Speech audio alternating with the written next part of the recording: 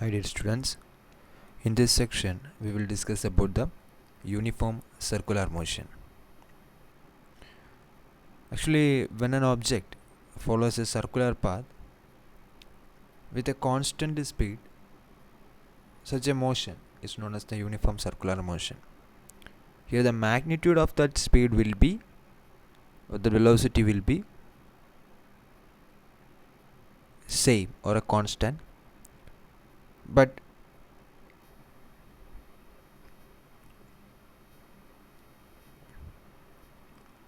in this figure you can see the direction of the velocity at the 2 points. It's actually a uniform circular motion. The circular path is given and the 2 points P and P dash. The direction of the velocity, that is V and V dash, are different. That means even if its magnitude is same but the directions are different, that means the velocity we can say as a vector, both the velocity values are not equal. The velocity is changing. Whenever the velocity is changing, there would be an acceleration. So in the case of a uniform circular motion, there will be a particular acceleration which is acting into the circle or towards the center of the circle. That is why it is known as centripetal acceleration. Centripetal means center seeking. It is seeking or it is moving towards the or pointing towards the center of the circle. Okay. So let us see, let us examine or observe this figure. You can see the 2 points P and P dash. The velocity is actually in a circular motion. If you are considering the velocity should be tangent to the particular point. Okay, the velocity, direction of the velocity will be, if you are considering a particular point in a circle, and the direction, if you want to find out the direction of the velocity at that point, the velocity direction will be tangential to that particular point. Here you can see at P, the tangential line, that is V, that is the direction of the V, and as well here at P dash, the tangential line is this one, and that is the direction of the V dash. One more thing, you may have studied that in the lower classes. One tangent of the circle and the radius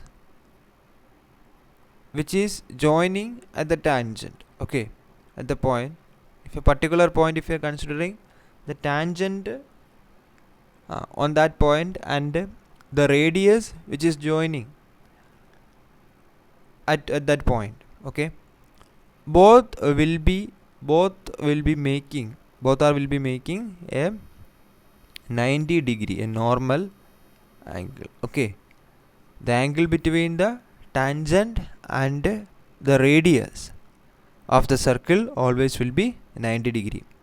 So we can say the r is actually the position vector and v is actually the velocity vector.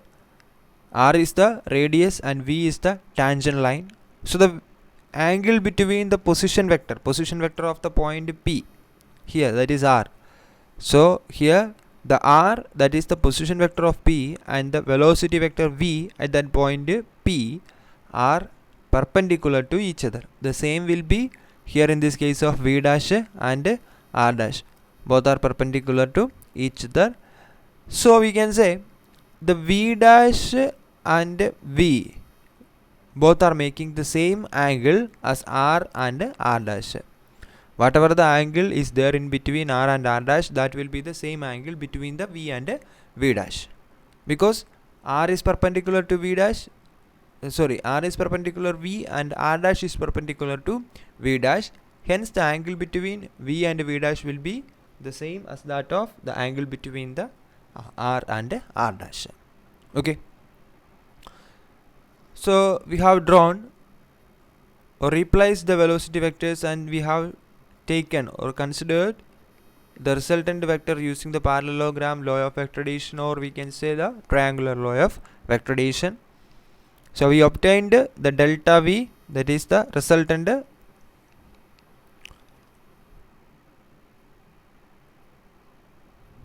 velocity of v and there is change or difference in v and v bar, because you can see that here the tail of delta v, the delta v's tail is connected to v, okay, and connected to the head of the v. So v plus delta v will be is equal to v dash, okay, v plus delta v will be is equal to v dash, hence delta v will be is equal to v dash minus v. So the difference between v dash and v, the final velocity v dash and initial velocity v, the difference between, okay, that is delta v, the delta v. As the v dash is perpendicular to r dash and v is perpendicular to r, delta v should be perpendicular to delta r, okay. Here delta r is the difference between, that is the resultant vector, and that is the difference between r dash and r, okay. As well, here you can see the angle between v dash v is equal to delta theta, and that will be the same there should in the case of the r and r dash, because the angle angle in between r dash, v dash and r v both are 90 degree. Okay, these are the major things that you have to remember or that you have to understand from this figure. Okay, so tangents 90 degree, so tangents and the radius will always making 90 degree, hence r dash, v dash, r v all making 90 degrees, and as they are making 90 degrees, the angle between r and r dash will be same, there in the case will be the same angle will be there in the case of the v dash and v, and the resultant vector delta v and delta r. Actually, as you can see here, the delta theta is equal in both the cases, and we can say that the triangle PCP dash and IGH and PCP dash are similar triangles. They are similar triangles. Okay. So here the explanation is given.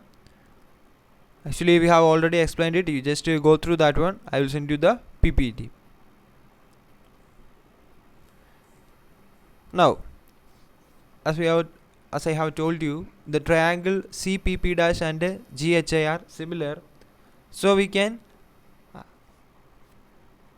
the ratio of two sides of the triangle will be similar sides of the triangle should be equal. That is delta V by V should be equal to delta R by R, as the triangles are similar. Okay. If you are drawing this one as like this, here delta theta is this angle, then V dash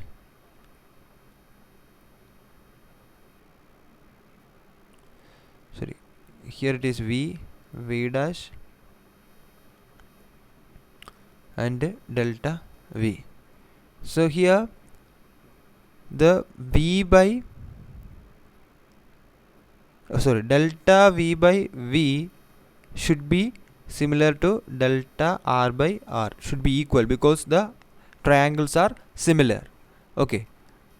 So delta V by V is equal to delta R by R. The magnitude of delta V and delta R are considered. Okay. So magnitude of delta V by V is equal to magnitude of delta R by R. So we can say, just we are cross multiply, we are taking the V to the numerator of the other side.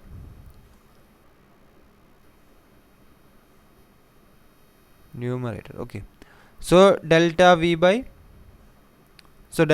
will be is equal to V into delta R by R. V into delta R by R. That is the delta V value. For obtaining the acceleration, you know that the average acceleration will be delta V by delta T. For instantaneous acceleration, you have to apply the limit. That is all things that we have discussed in the previous portions. The same only. Average acceleration and applying the limit, we can obtain the instantaneous acceleration. In the instantaneous acceleration, we are just finding out the acceleration for a particular instant or for a particular time. So applying that limit, and we have to substitute the value of delta v that we have already found by comparing the two triangles. We obtained that both the triangles are similar, and delta v by v is equal to delta r by r, and hence delta v will be equal to v into delta r by r. This delta v value we are substituting over here. Okay, then you will obtain the equation as limit delta t tends to 0, v into delta r, that is instead of the delta v, okay, v into delta r by r all divided by delta t. So where v by r we can take out, then v by r into limit delta t tends to 0 delta r by delta t. Actually, you know that delta r is the displacement and divided by delta t, that is the actually limit delta t tends to 0 delta r by delta t is actually the v value.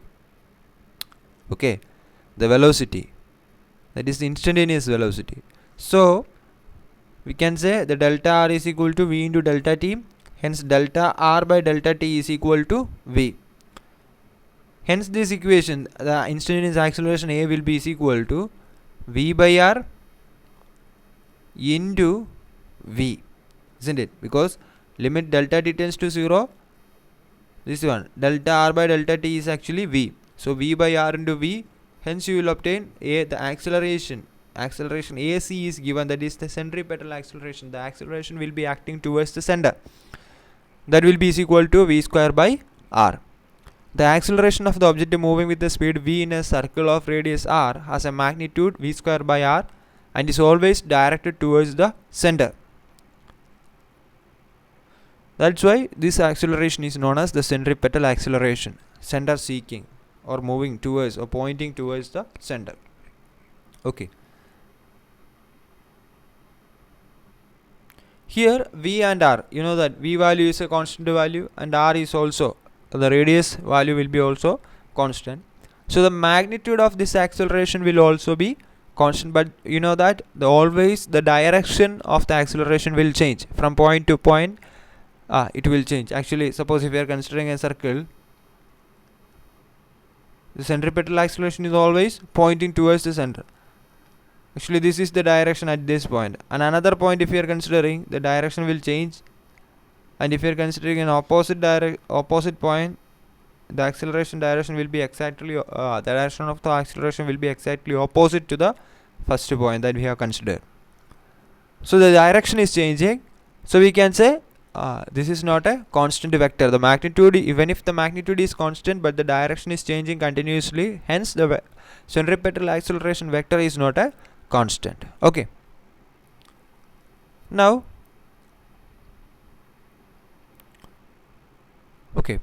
so we have in the beginning the parallax method. We have studied that if you are considering an arc, then the angular displacement value, if it is delta or theta, then the radius if it is r, then the length of the arc will be r by delta theta. We have studied that one. The same here, instead of this displacement we can consider the displacement, that is angular displacement. Okay, the displacement here will be considered as the angular displacement, that is delta theta. Then the angular velocity you can obtain as omega, that is equal to delta theta by delta t. The displacement, angular displacement divided by the time, the change in time, delta theta by delta t.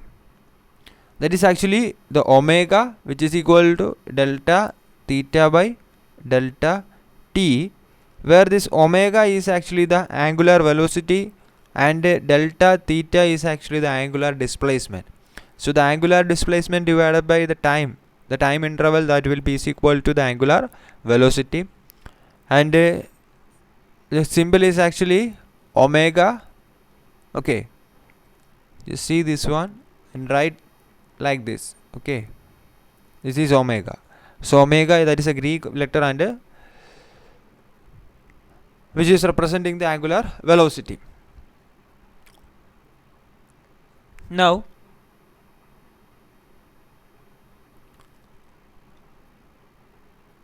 the linear velocity, that will be taken as the delta s by delta t. It is the linear displacement divided by delta t. So here this delta s actually is equal to r into delta theta. Okay, here see, suppose this displacement, if it is considered as s, then we know that v is equal to s by delta t. And in terms of the radius, if it is considered as r, taken as capital R, then r into delta theta will be is equal to this s. The displacement will be is equal to r into delta theta. Then delta s by delta t is actually v, linear velocity. Then as you know, the delta s is equal to r into delta theta. Actually it was from the arc. The length of the arc will be is equal to radius into the angular displacement, r into delta theta. So v can be written as r into delta theta divided by delta t, as delta s is equal to r delta theta. Okay, delta s is equal to r delta theta. You are substituting the delta s value here in this equation. So the delta s will be r delta theta divided by v is equal to delta s by delta t. So v is equal to delta s by delta t, r into delta theta by delta t, where delta theta by delta t is omega. So the linear velocity v will be is equal to r omega, where v is the linear velocity, omega is the angular velocity, r is the radius of the circular path. Okay, so linear velocity, the relation between linear velocity and angular velocity, if it is asked, then you have to write this one, that is v is equal to r omega.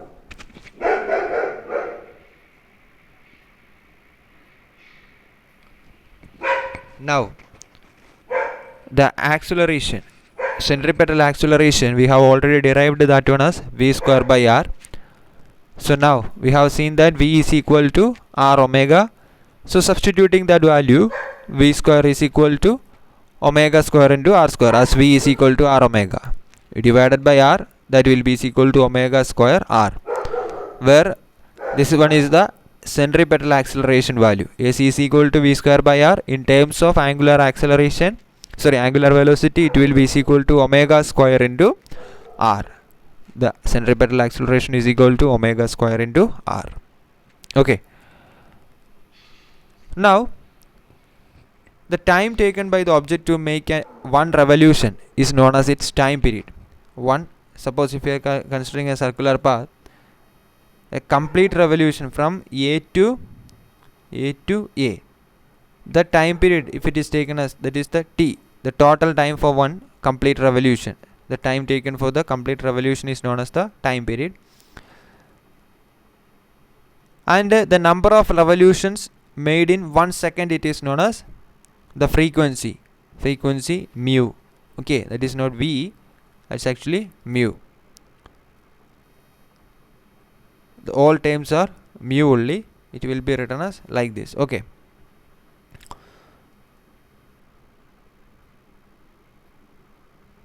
so do that correction. So mu will be is equal to the number of revolutions happened in 1 second, that is actually 1 by t, 1 upon the time period value. Actually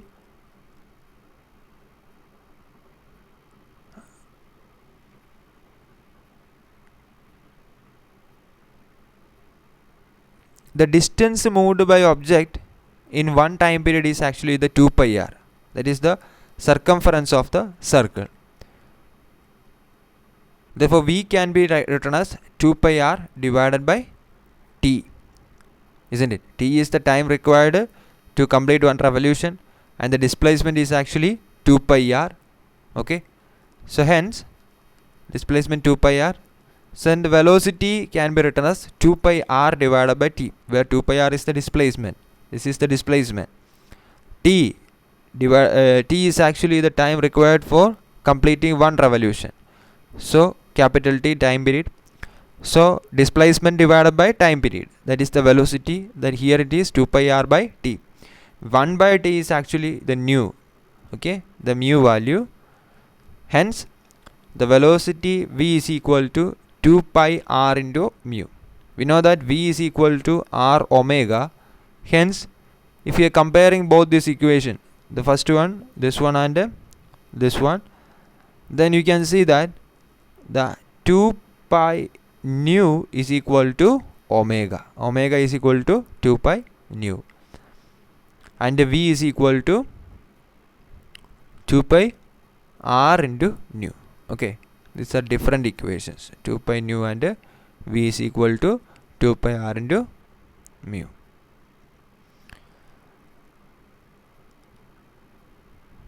Then in terms of this mu, if we are deriving the centripetal acceleration, that will be we know that centripetal acceleration is equal to v square by r.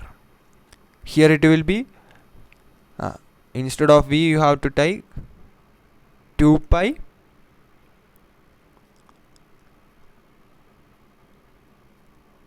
r mu. So 2 pi r mu the whole square divided by r. Okay, one second. 2 pi r mu the whole square divided by r, which will be is equal to 4 pi square mu square r square divided by r. So r square cancel, so remaining will be 4 pi square mu square into r. This mu, okay, mu.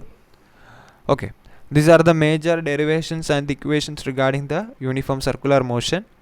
Just go through the textbook or read the textbook very well, and if you are having any doubts, you just ask me. Okay, so if possible by evening I will send you the question answer section of this chapter, and in the next day we will start discussion of the major question answers I will discuss, and the easy ones, direct ones are there. You just refer that one and find the answers as a homework. Okay, and we will start the next chapter, the laws of motion, in the coming day. Okay, thank you very much.